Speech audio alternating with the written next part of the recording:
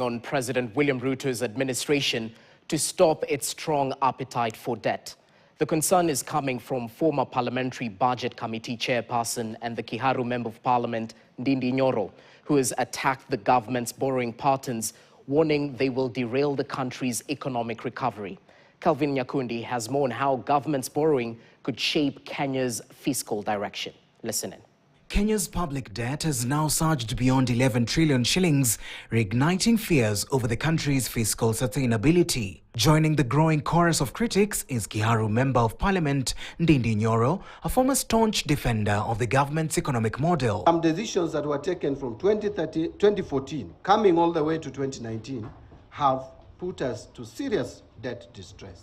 We cannot stop borrowing. It is a lie. We cannot balance our budget now. The amount of money that was borrowed last financial year up to end of last month, the government borrowed more money than had been approved by Parliament, and especially in the domestic side of the debt.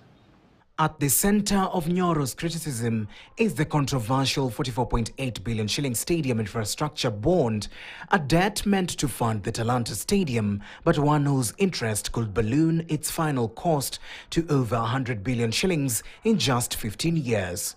This means every child born in the next 15 years will have a loan tag for money they have no idea how it was used.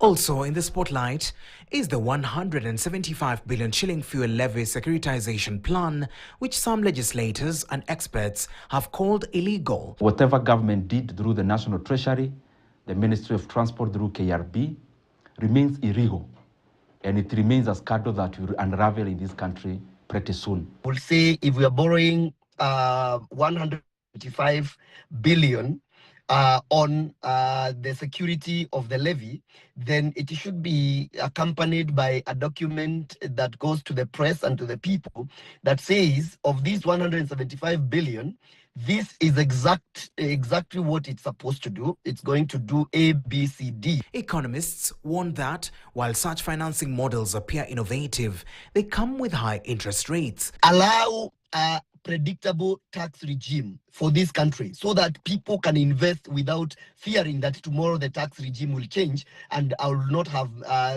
gotten my return on investment. Detest government from borrowing locally so that we can release that capital to the private sector such that there will be disposable income in the hands of people to increase their purchasing power. With taxes rising, private investments shrinking, and development funds dwindling, the country finds itself increasingly trapped in a cycle of expensive debt repayments, all while the cost of living continues to climb.